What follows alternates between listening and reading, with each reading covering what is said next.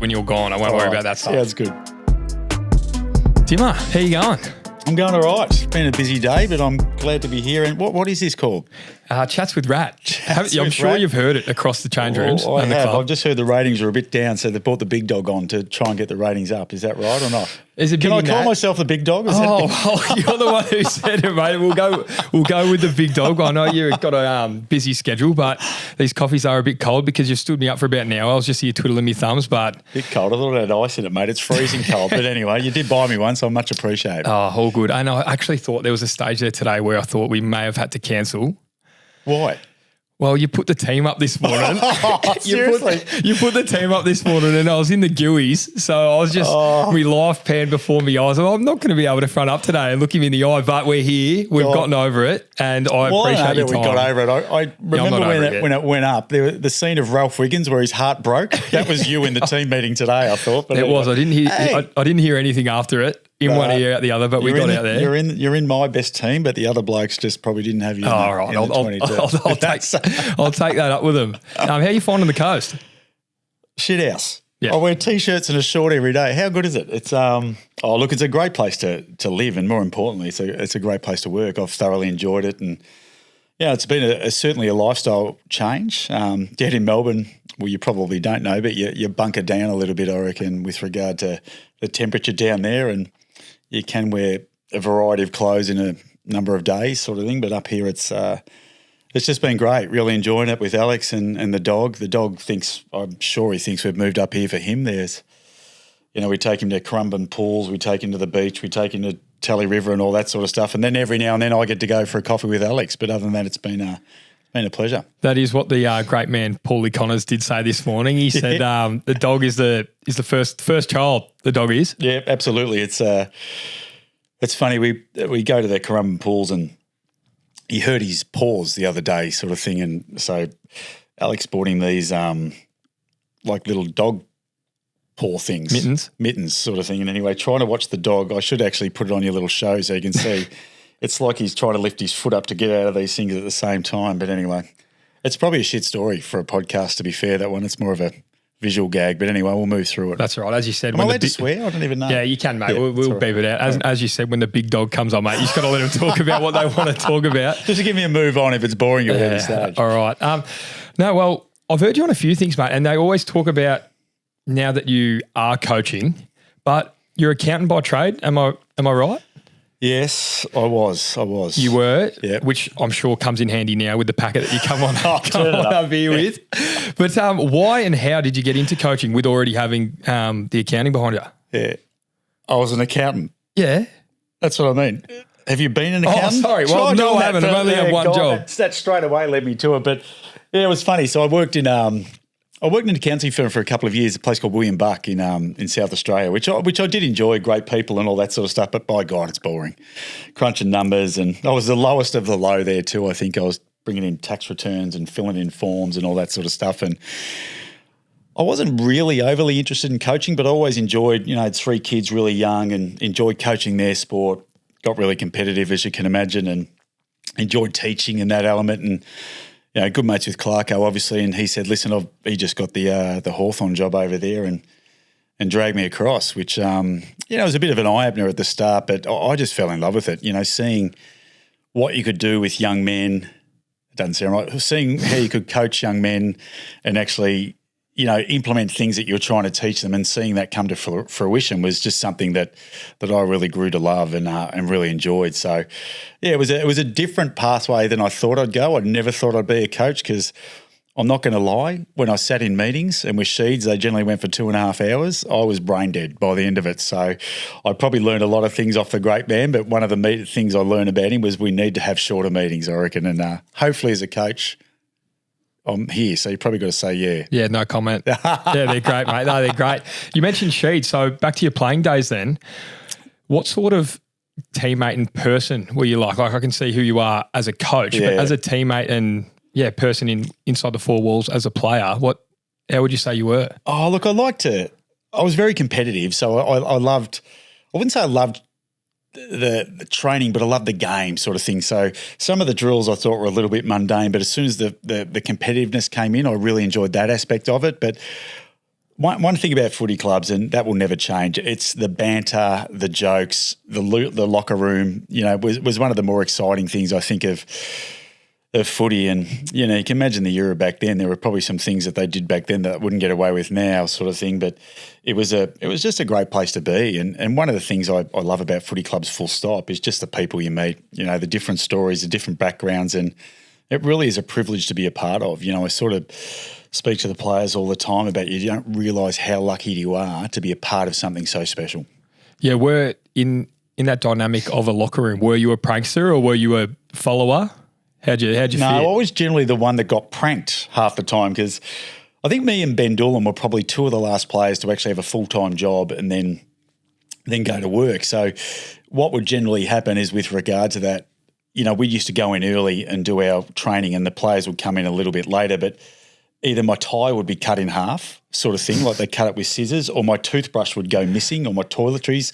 Sometimes my pants were tied in knots, so it took me 15 minutes to get them. Like, it's amazing the simple pranks are often the funniest, but it was always generally at my expense. So, look, it was a bit of fun and all that sort of stuff, but I did enjoy it. But by God, I was happy when I did stop working so that wouldn't happen to me anymore. Was there a recurring culprit, or you never found out? I reckon Peter Somerville was always one, and probably Sean Wellman was the other, I reckon, the great Welly. There was always a number of guys that would always have a laugh at my expense, to be fair. Oh, it hurts. And we had a chat the other day walking off the ground. I asked you about how you're finding it, and you gave me the answer that you did before, but then there was a little detail where at the end of your tenure at Richmond, it was more about people management. Yeah. And you've said now you're really doing the main part of your job that you really love. Yeah, it is. It's the coaching. It's the hands-on type atmosphere. You're probably back on the factory floor. I think when you do a job for a long time, 13 or 14 years at the same establishment, you become more of a man manager sort of thing, and you're allowing others to step up and you step back, and you're just managing them and getting them where they need to be. And the thing I've really enjoyed here is just the hands-on approach and getting back on the tools, so to speak. And it's been, it's really reinvigorated me, and my enthusiasm's up and going. I can't wait to get to work every day. And then I walk in and see you, and it's a little bit like, oh, rat's here again. Yeah, come on my podcast. Harassing me. Yeah. But it's just been a pleasure to be here. And one thing I will say about footy clubs, they're great places to be. We're a great bunch of people, great bunch of guys and girls. And, I walk in with a smile every day. I reckon I'm very fortunate to be able to do what I do. And then with coming to the club, I was having a thought the other day with then being at Richmond. Done. Yeah, you had a thought. Well done. Really well done. Yeah, I know. We got there. So I had to have a nap after that. So I had to go to sleep. Yeah.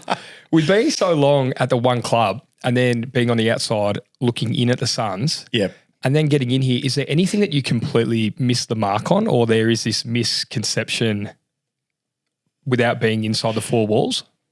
About what the Suns were like? Suns is, what the Gold Coast Footy Club. Well, I think coming from Victoria coming up, you're not quite sure. Like, you sort of look at it and you don't really see a lot of the Suns. I'm going to be completely honest. And you get up here and you sort of realise it's a pretty cool place. Like, we've got 3 training ovals up here. We've got a stadium that's ours. We've got a pretty cool facility sort of thing. And we've got a lot of young kids. Like, I didn't realise the amount of work that goes into the academy, like the amount of people and the amount of talent that we've got going through there. I think there's 500 participants in the academy, which it blew me away. I just thought, end of the day, they'd just rock up these kids, and because they were within Queensland, they were zoned to us or whatever. But seeing the amount of work that goes into those guys and the amount of work that people put into those guys is the thing that certainly took me by surprise. But the other one too is, coming from Richmond, we had one oval, Punt Road, which is a relatively small oval, but here we've got 3. We've got the 2 outside decks, and then we've got Heritage Bank Stadium, which is unbelievable, really. And now we've got the Dimma effect, the 4 powerhouse Melbourne clubs here, home games. What's that? They're coming up here. You've done that. Oh, I've done it. You've done it. What have I done? We've got the 4 big clubs up here. We've got Richmond, Essendon, Collingwood, Carlton, all playing away up here. And then 5 Melbourne games. With the round 0. That's right. Is that right? Yeah, it's a good result. That's you. Whether it was my effect, but anyway, I'm happy to claim it. Yeah, the big dog claiming it again.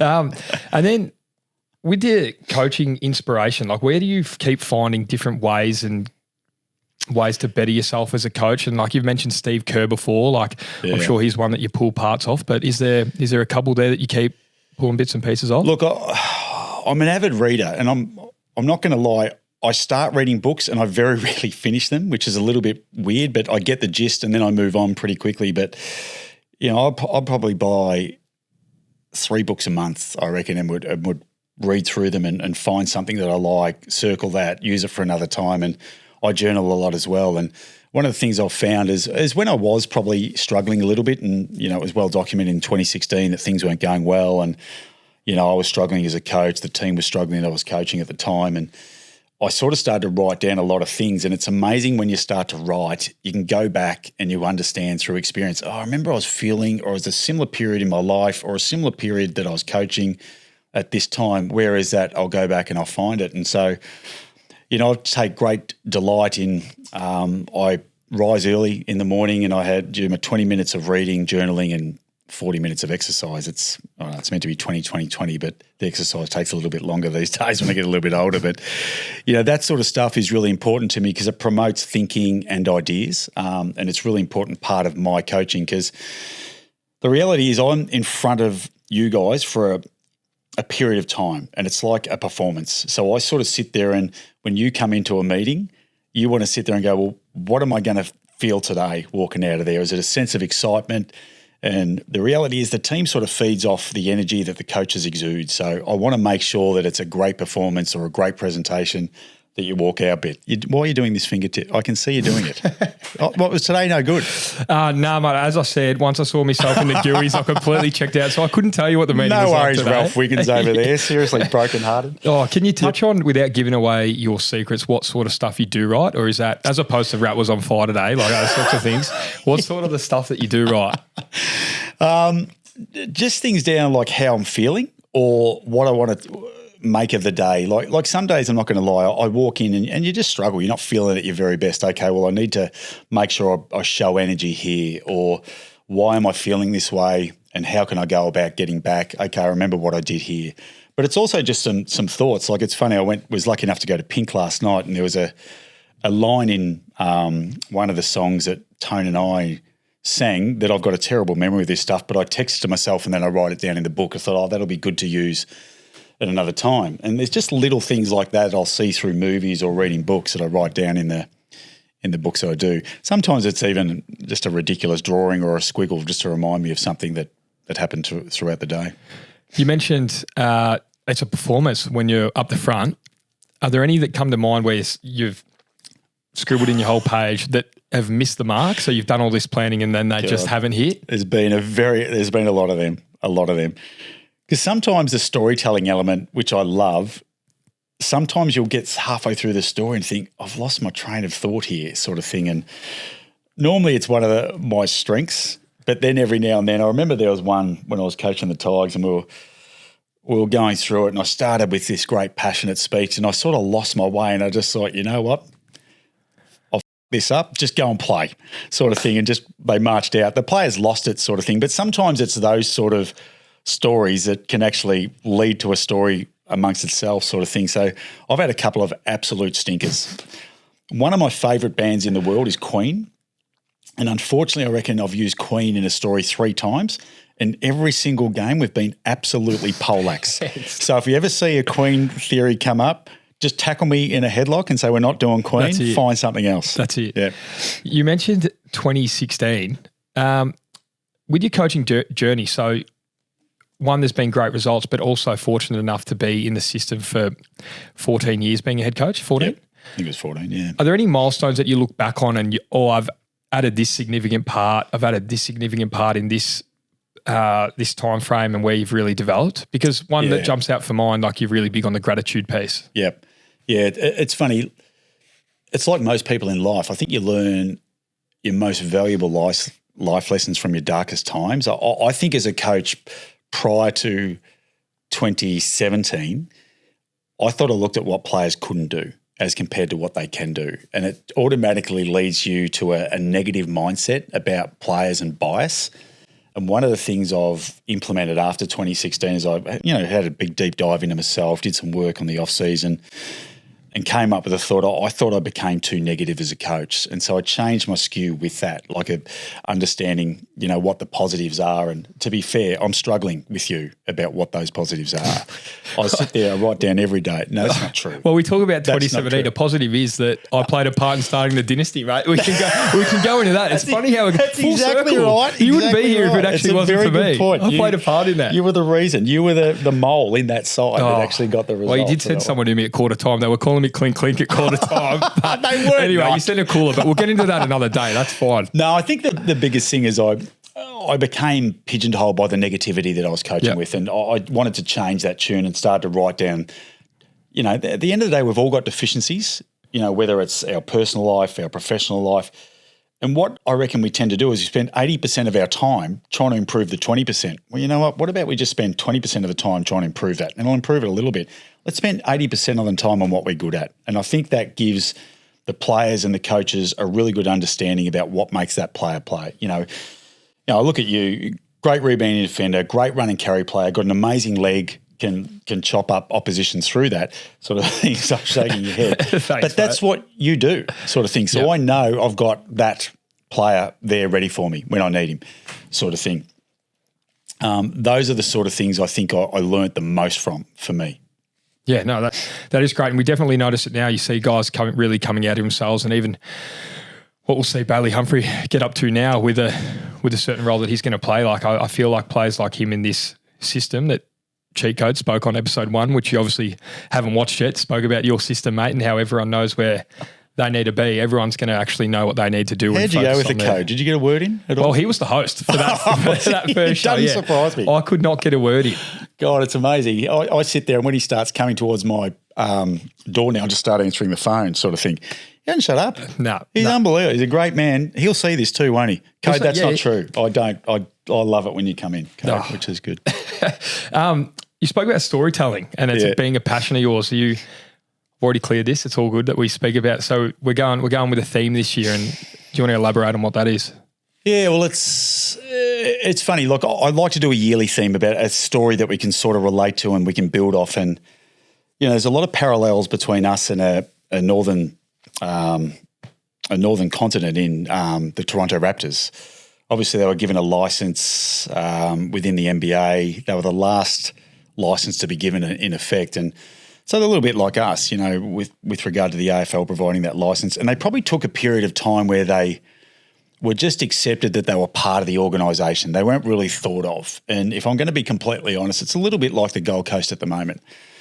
Now, that all changed when they developed a little bit of a purpose and, more importantly, a team identity. And that is something that we're pretty strong on. As you know, we're trying to create that sense of identity so when your family, my family, friends, members and all that come to a game, well, they know exactly what the Gold Coast Suns are going to get. And so the Toronto Raptors, effectively, their whole pledge revolved around 3 words: we the North. So what they took is the fact that they were the northernmost, well, they're not the northernmost, but it was the story that they told, the northernmost NBA club. They were by themselves. They were not really thought of. So it was us against everyone else. And those 3 words took not only them, but also their fan base on an incredible journey that brought about a sense of purpose and, leaning into each other. And lo and behold, that year or the next year, they ended up winning the NBA championship. And I think that's something that we can do. We don't want to be like anyone else. We want to be like us. The Gold Coast Sun. Yep, it is us against every other club. And we should want to be not only the best club in Queensland. So when people think about Queensland sport, they think about us. But you know what? Let's be a small club that is capable of doing great things. So let's sit there and people look at it and they challenge us and they go, geez, that Gold Coast Suns, they're a really good team, good outfit, really well run, and a great club to be a part of. So, that's sort of our philosophy as such. And, if we win the NBA championship or the AFL premiership, it'd be a great story. Yeah. Don't it up. No, that's right. That's right. Well, I can't get up in the second half on the week, but that's right. I'll stop going there. With people watching the Suns, what do you hope they see? Well, I sort of hope they see a side that they can go on the journey with. I think the journey. Now, once again, we all sit there and we we crave summits, if that makes sense. But the summit is a very small part of what we're trying to achieve, and the journey is the most enjoyable part. And at the end of the day, if we just crave summits, we're not going to remember the journey sort of thing. And the journey is the most important part. And I want people to come on the journey with us. They want to start the journey and understand who we are, but more importantly, what we do. So every time they come to a Suns game, they should see a style of game that they know and that they love. Now, we're not going to win every game. That's the harsh reality of the nature of our business. But if they sit there and they understand the process of winning and what we're trying to achieve, then I think they'll walk away proud to be a Gold Coast Suns member. And I think that's a big aim of us for this year. Yeah, most certainly. And you mentioned you didn't put any expectations on us, but you put a floor on us. I saw that come out and you said the floor is finals. And you'd done that previously also at Richmond came out there was going to be a plan for a grand final. What do you think the benefits are of publicly putting the club on the hook as opposed to just sitting us down in the meeting room and saying, this is what we want to do?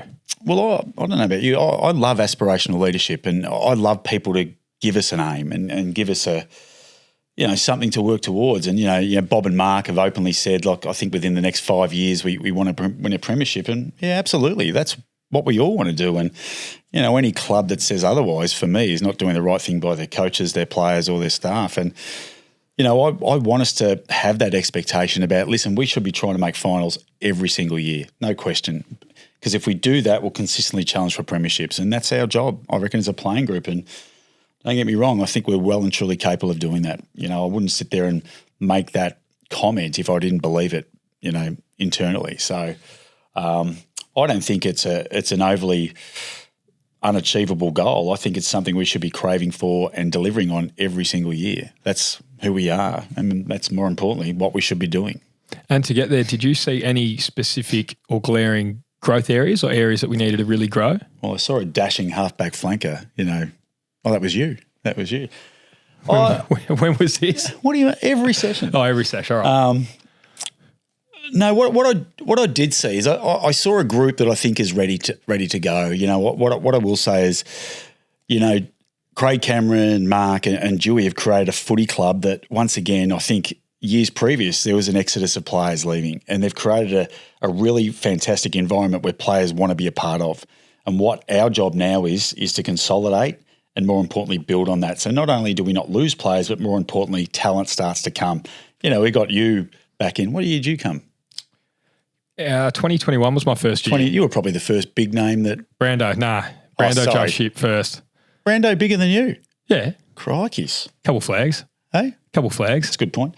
But that's probably our aim there. And I think one of the things that we have got to get people to understand is up here, we are really well placed with the resources we have, the staff that we have, but more importantly, the talent we've got. That is, to me, something that I wasn't quite aware of, the talent that we had until I got up here, which is awesome. And you talk about ready to go. Can you specifically put your finger on any individuals that you reckon are ready to just go whack? Oh, I reckon there's a few, but what I would say is, and we sit in match committee and we go through the magnets and all that sort of stuff. There's not one magnet on the board that you wouldn't be happily play. Like, our depth of talent is incredible, and there's some players that I think have had great pre-seasons. Bailey Humphrey's a guy I think I look at and go, wow, this kid, was 19 years of age. He looks 24, 25 the way he plays. Old head, young shoulders. Some of the other young boys that have come in, Jed, for example, God, he looks like he's going to be a very good player. It's a shame he hurt his collarbone. I think there's a number of players that have had really good seasons before, but will, move forward again. Sam Flanders is a guy that's just scratching the surface of his career. You sort of forget that Rowley and Noah Anderson are like 23, I think they are, which is scary. And those sort of players. So, Ben King's coming back from an ACL, little bit injury interrupted last year. So we haven't seen the best of Ben, but we're going to see it in the not too distant future. So I think it's really exciting for the players and quality of players that we got that are going to hopefully take the league by storm. And when I asked you before about what type of player you were on the list when you were playing, can you liken yourself to anyone on our list? If you were to be someone on our list, who do you reckon you'd be after knowing the guys now? God, that's a good question. It's probably Bodie Euland, I reckon. You're joking. What do you mean? Like, you were that quiet? Well, probably not that quiet, but I was to be honest, Bodie is a very, very good runner, but he runs like an assistant coach. He runs like a busted ass, but he covers the ground. He does. It looks hard, but he covers the ground really well. But I'm not going to lie, he's a better kick than I was, but he's probably he's a good nuggety back pocket type Bodie. I think he's going to be a pretty good player. That doesn't mean I was necessarily a good player, but I'd probably remind myself a little bit of him. Do you do much visualization? What? Where's this going? No, I don't want to. I'm not going to say I don't want to do it with you now, but I just do. Yes or no? Yes. Okay. If you were to close your eyes right now, all right, you have 5 years' time. Where do you see the Suns? Where do I see the Suns? 5 years. Well, 5. Yeah. So you've still got 8 years to go at that stage. Yeah. So we'll go with 5. Look, I think if we're where we should be consistently challenging for premierships. I think, finals should be a non-negotiable, but by making finals every year, you should give yourself a chance. So they're really, really hard to win, but I think the more times we keep showing up, the better chances we got. And I'm hoping we're in finals, all those 5 years. And by that, hopefully we give ourselves a chance. End of the day, we've got a framework and a great list, I think, that will give us an opportunity to hopefully do that. Yeah. All right. I reckon that's enough of the serious coaching stuff. I asked you about war stories last night. Yes. What do you got for us? Either in the coaching box or either playing, either Port or the Dons. What are some of your footy moments to stick out to you? What do you mean by war stories, as in? Mate, I've got stuff where I think I just know certain aspects, what's happened, either pre-game, post-game, what's happened. Yeah. It's funny. I've got a really poor memory with a lot of that stuff in games. It's funny, actually. Story from last night. There was a game, I think, on in 1993, Essendon versus Sorry, I wasn't watching it, mate. I can't help you. I'm trying to think. Who was watching? Essendon Carlton sort of thing. And anyway, there's a number 11 running around sort of thing and doing some good things, which was me sort of thing. And anyway, so then ball's going around and then I was watching the game and I thought, hang on, that's not me. It was the wrong year. I'd been watching what I thought was myself. It was Paul Bloody Hills sort of thing. I thought it was in the background sort of watching the game, but I just not a great memory for that sort of stuff. But, I was lucky enough to have some great battles. Like I remember having a game with playing on Michael Voss and he was one of the best yappers of all time. And some of the things he said to me, I couldn't stop laughing sort of thing, but they were that disparaging in comments. I thought if 10 years earlier, I probably would have been crying. But he's one of the great competitors and just a formidable opponent sort of thing. And you sort of look back and you're lucky to play on one of those guys and all that sort of stuff. First game, funnily enough, Tony Shaw. A lot of the younger generation would never know who he is. But anyway, I remember running out, and back in this is when you used to play on a player. So you had your match up and it was to go to Tony Shaw. Yeah, exactly right. Yeah. And you're a backman. Yeah, what's the worst that? thing about it. And I remember I was running out to him and he started looking around like this and he pointed to himself and he goes, me? And I thought, is he talking to me? He goes, yeah, you. I said, what? He goes, you're coming to play on me. And he just pissed himself laughing the whole time. I thought, God, I hope I go all right here. So Did you get it done? Did you get it done? I played all right. I didn't play too bad sort of thing. To be fair, he was a bit older back then, so it was a bit of an easy target. Young legs. Yeah. What was it like to play under Sheeds? Hear a lot of Sheeds stories, but more so his later coaching years. Yeah, I loved it. He was a great motivator. One of the things I loved about Sheeds is I think I played 150 odd games under him, and I felt like I could run through a brick wall for him every game. He had that sort of appeal to me as a player. He didn't sugarcoat things. He told you exactly what you needed to do, but it was always the us against them mentality and was one of the the best motivation people that I've met in the game, and that was one of the things that I sort of took into my coaching, the fact that he could still get me up after 150 games to want to run through a brick wall for him, which is very cool. And did you take anything off Choco at Port then? Yeah, Choco was, don't get me wrong, great motivator as well, but very, very smart. When I first got to Port Adelaide, they were by far ahead of the game. They were all, and this is going to sound funny back then, but they were using sports code and computers and all that sort of stuff to code vision, and that was not really thought of when I first started at Essendon. And he was great tactically. He had some great coaches there under, Phil Walsh was a superstar back then. He obviously passed away, but And Bales, Dean Bales was there the too. great Dean Bailey was there as well. And it was a great coaching group that were very, very smart, and we probably tactically were far in ahead of other sides. And then we finally got it done in 2004. So do you feel like – so what did you take off Choco? The smarts and how to be ahead of it? Yeah, the on smarts, that way? but also how to have great relationship with players and great individual relationships. Like Choco was very good at understanding how you worked and what would get the best out of you and not realising that everyone was the same. Whereas Sheeds was probably a little bit, listen, this one size fits all, whereas Choco was a little bit more individual based about how it all operated. Like, for me, it was like just go out and do what you do, smack in, belt blokes as like whatever you can and go from there sort of thing. So, which is good. Is there anything with your coaching, whether it be instances with players or just any moves that you might have made that you regret or wish you had your time again or keep you up? You know what I mean? Like one thing off whoever. All the time. One of the great ones I had was I remember we were getting smacked one game and we should have been winning, but we weren't playing that well. It was against Fremantle at the G or something like that. And I remember at 3/4 time I was like going blokes. And I just grabbed the nearest jumper and rattled that jumper. And it was Nick bloody Vlosten. And I saw his eyes, thought he's going to kill me, this guy. And I sort of took back because I thought he's going to punch me sort of thing because he was very angry because he obviously wasn't playing that well as well. But simple things like that, it's funny at the time we sort of look at it and go there. And there was another one where I remember we were playing at the dreaded Marvel Stadium, which me and Marvel don't have a great relationship at. And anyway, you might recall there's a whiteboard and then there's this smartboard. Anyway, so I remember sitting there writing on the thing and we're getting done at halftime and I smacked the smartboard and put a massive crack in it. And it cost the club $12,000. I had to replace it sort of thing. You're joking. I thought I was going to have to pay for it. I wasn't getting paid that much back then sort of thing. But one of the great regrets at that stage. But those bloody smartboards, they're freaking useless, those things. You don't use them? No, they're not that smart. Boom. Come on. Anyway, so I've got a hypothetical for you. This has been passed on from our PDM, Ben Maybon. All right, you got a snail chasing you, right? And if the snail chases you and it goes as the crow flies, it can't catch any transport, it can't fly, it can't get in a car. If it touches you, you die, but you get $1 million, or you live on the minimum wage the rest of your life. Which one do you pick? And the snail's not chasing you.